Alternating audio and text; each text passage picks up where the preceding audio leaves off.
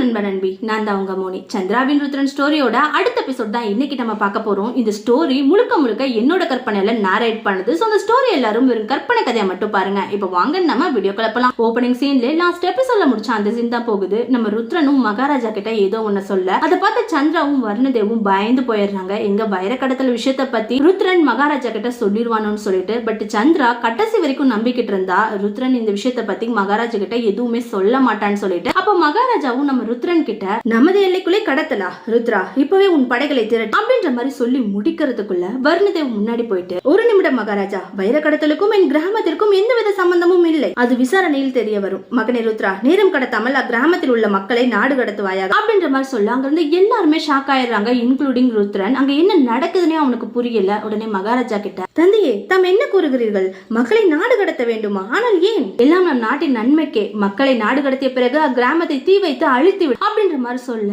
நம்ம சந்திரா ஒரு செகண்ட் அப்படியே ஆடி போயிடுறா. உடனே மகாராஜா கிட்ட, எவ்விதத்தில் இது நியாயமாகும் மகாராஜா? கதிர்நாட்டின் நன்மைக்காக கிராமத்தை தீ வைத்து அழித்து விடு என்று கூறுகிறீர்களே, அப்போ அக்கிராமம் உங்களின் கதிர்நாடு இல்லையா? எப்பவும் என் மக்கள் என்று கூறுவீர்களே, அப்போ அக்கிராமத்தை சேர்ந்த நாங்கள் தங்களின் மக்கள் இல்லையா? சொன்னால் உனக்கு புரியாது மகளே. அக்கிராமத்தை சேர்ந்த மக்களை நாடு கடத்துவதே இப்பிரச்சனைக்கு தீர்வு. ஆனால் நீ கவலை கொள்ள தேவையில்லை. நீயும் உன் அண்ணனும் எப்பவும் போல் என் அரண்மனையிலேயே இருக்கலாம். உங்கள் இருவருக்கும் எவ்வித ஆபத்தும் வராமல் பார்த்துக் கொள்வது என் பொறுப்பு. இவ்வார்த்தை தங்களின் சுயநலத்தை காட்டுகிறது. தமக்கு இப்படி ஒரு முகம் இருக்கும் என்று நான் கனவில் கூட நினைத்து பார்க்கவில்லை. நீ உணர்ச்சி வசப்படுகிறாய் மகளே. இப்பொழுது நான் என்ன கூறினாலும் அதை நீ தவறாகவே எடுத்துக்கொள்வாய். ஆகையால் நாம் இதை பற்றி பிறகு உரையாடலாம் அப்படின்ற மாதிரிலாம் சொல்ல, அதை கேட்ட வர்ணதேவ், உரையாட இதில் எதுவும் இல்லை. கதிர்நாட்டின் மகாராஜா வேண்டும் என்றால் அவரின் மக்களை கைவிட்டிருக்கலாம். ஆனால் வர்ணதேவ் என்ற நாமம் கொண்ட இந்த குடிமகன் ஒருபோதும் அவனின் கிராமத்தை கைவிட மாட்டான். இனியும் நாங்கள் இங்கு இருப்பதில் அர்த்தம் இல்லை. எங்களை விட திறமை வாய்ந்த மருத்துவர்கள் தங்களுக்கு கிடைப்பார்கள். நாங்கள் செல்கிறோம் அப்படின்ற மாதிரி நம்ம சந்திராவோட கைய பிடிச்சுக்கிட்டு அங்க இருந்து கூட்டிட்டு போறான். பட் போகும்போது சந்திரா திரும்பி ருத்ரனை ரொம்ப கோபமா பாக்குறா. அந்த பார்வைக்கான அர்த்தத்தை ருத்ரனால புரிஞ்சுக்க முடியுது. உடைஞ்சு போயிடுறான். அப்போ சந்திராவும் வர்ணதேவும் அவங்க ரூமுக்கு போகும்போது சில காவலாளிகள் வந்து சந்திராவை மகாராணி கூப்பிட்டாங்கன்னு சொல்லிட்டு சந்திராவை கூட்டிட்டு போயிடுறான். அப்ப வர்ணதேவ் மட்டும் மருந்தறையில இருக்கும்போது அந்த இடத்துக்கு நம்ம மித்ராவுமே வரா. ஆனா அவ எதுவுமே பேசல. அதை பார்த்த வர்ணதேவும் மித்ரா கிட்ட, எப்பவும் ஏதாவது பேசிக்கொண்டே இருக்கும் இந்த மித்ரா இன்று ஏன் இவ்வளவு அமைதியாக இருக்கிறாள் அப்படின்ற மாதிரிலாம் சொல்ல, அதுக்கு கூட மித்ரா கிட்ட இருந்து எந்த ஒரு பதிலுமே வரல.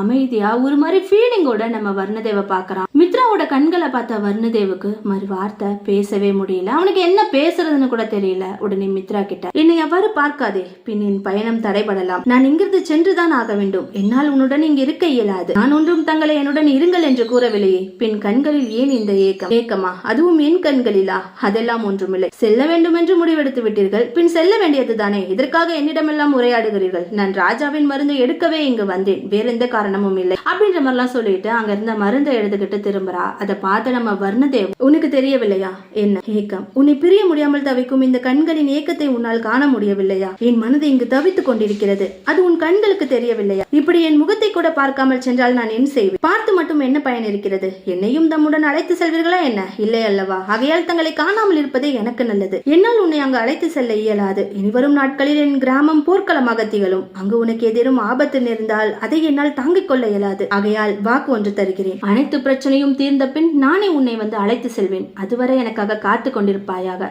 முடியாது.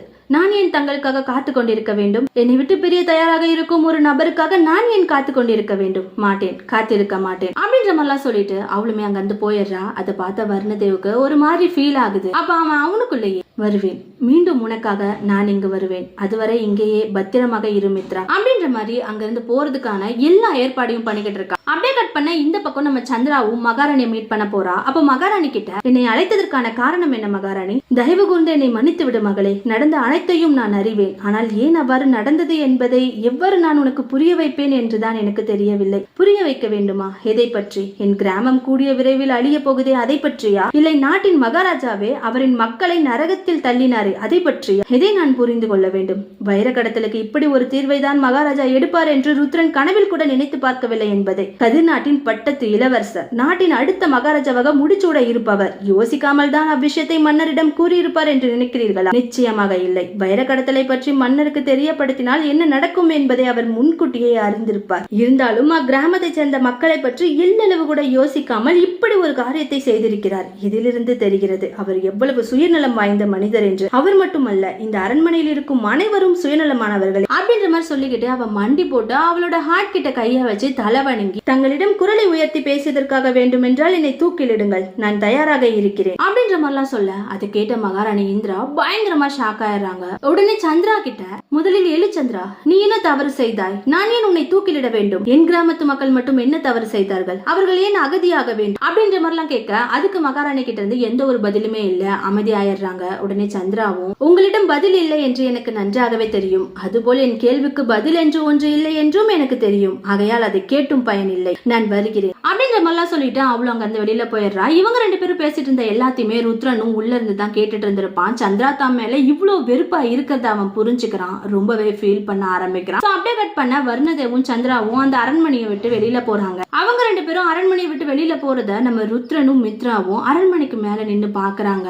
அவங்களுக்கு என்ன பண்றதுனே புரியல. ரெண்டு பேத்தையும் ஸ்டாப் பண்ணணும்னு அவங்களுக்கு தோணும், ஆனாலும் அவங்களால எதுவும் பண்ண முடியல. அவங்க ரெண்டு பேத்தையுமே பாத்துக்கிட்டு அவங்க வெளியில போற வரைக்கும் அதே பிளேஸ்ல நின்று அவங்கள பாத்துக்கிட்டு இருப்பாங்க. சோ அப்படியே கட் பண்ண இப்படியே டைம் போகுது. வர்ணதேவும் கொஞ்சம் தூரம் போயிட்டு குதிரையை நிறுத்துறான். அதை பார்த்த சந்திராவும் வர்ணதேவ் கிட்ட, என்ன நேர்ந்ததண்ணா, ஏன் குதிரையை நிறுத்தினீர்கள் அப்படின்ற மாதிரி அவ கேட்டு முடிக்கிறதுக்குள்ள மேகநாதன் அங்க வரான். மேகநாதனை பார்த்த சந்திரா ரொம்பவே ஷாக் ஆயிடுறா. உடனே வர்ணதேவ் கிட்ட, இளவரசர் மேகநாதன் இங்க என்ன செய்கிறாரனா? உன்னை அழைத்து செல்வா, ஆனால் எங்கு? மேக நாட்டிற்கு. என்ன கூறுகிறீர்கள்? நான் ஏன் அங்கு செல்ல வேண்டும்? ஏனென்றால் அங்குதான் நீ பாதுகாப்பாக இருப்பாய். பாதுகாப்பா? இப்போ என் பாதுகாப்பிற்கு என்ன பிரச்சனை வந்தது? இப்போ இல்லை, ஆனால் வருங்காலத்தில் ஏற்படலாம். நம் கிராமம் முன்போல் அழகு பொருந்திய பிருந்தாவனமாக காட்சியளிக்க போவதில்லை. சத்தமும் ரத்தமும் நிறைந்த போர்க்களமாக தான் இருக்க போகிறது. அங்கு மட்டும் உனக்கு ஏதேனும் நடந்து விட்டால் என்னால் அதை தாங்கிக் கொள்ள முடியாது. ஆகையாலே உன்னை வர்ணதேவின் கண்காணிப்பில் விடுகிறேன். தங்களுக்கு மட்டும் ஏதேனும் நடந்தால் நான் எவ்வாறு நான் உயிருடன் இருப்பேன்? என்னால் தங்களை பிரியவும் இயலாது, தங்களை தனியாகவும் விட முடியாது. நான் உங்களுடன் தான் இருப்பேன், என்னை கட்டாயப்படுத்த நினைக்காதீர்கள். பிடிவாதக்காரி, உன் பிடிவாதத்துக்கு முன் எப்பொழுதும் நான் தோற்றுக்கொண்டேதான் இருக்கிறேன். சரி வா செல்வோம் அப்படின்ற மாதிரிலாம் சொல்ல உடனே மேகநாதனும், நான் என் நாட்டிற்கு சென்று என் தந்தையிடம் பேசி நல்லதொரு தீர்வை கொண்டு வருகிறேன்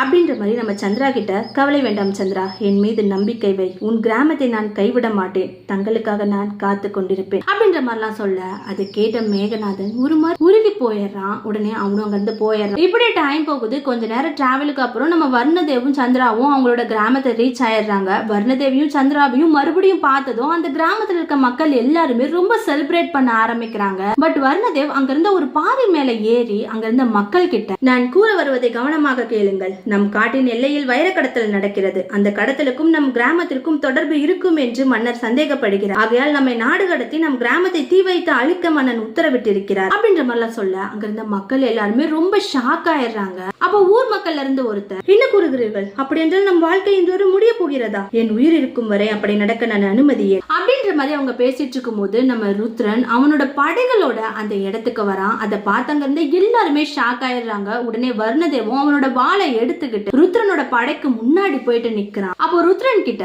அங்கேயே நில் அப்படின்ற மாதிரி உடனே கிராமத்து மக்கள் கிட்ட, ஏந்துங்கள் உங்களின் ஆயுதங்களை, விரட்டுவோம் அந்த அந்நிய படைகளை அப்படின்ற மாதிரி சொல்ல அங்க இருந்த ஊர் மக்கள் எல்லாருமே கைக்கு கிடைச்ச எல்லா ஆயுதத்தையும் எடுத்துக்கிட்டு வர்ணதேவுக்கு பின்னாடி நிக்கிறாங்க. அதை பார்த்த ருத்ரன் முழுசா உடைஞ்சு போயிடுறான். ஏன்னா வர்ணதேவுக்கு பக்கத்துல வாளை கையில ஏந்திக்கிட்டு ருத்ரனுக்கு எதிராக சண்டை போடுறதுக்காக நம்ம சந்திரா நின்னுட்டு இருக்கா. சோ இதோட தான் இந்த எபிசோட நான் பினிஷ் பண்றேன். நெக்ஸ்ட் எபிசோட்ல இன்னும் என்னென்ன விறுவிறுப்பான விஷயங்கள் நடந்திருக்கு அப்படிங்கறத நம்ம பொறுத்திருந்து பார்க்கலாம். உங்களுக்கு இந்த வீடியோ பிடிச்சா லைக் பண்ணுங்க, ரொம்ப பிடிச்சா ஷேர் பண்ணுங்க, ரொம்ப பிடிச்சா சப்ஸ்கிரைப் பண்ணி பக்கத்துல இருக்க பெல் ஐகானை கிளிக் பண்ண மறந்துடாதீங்க. தேங்க்யூ.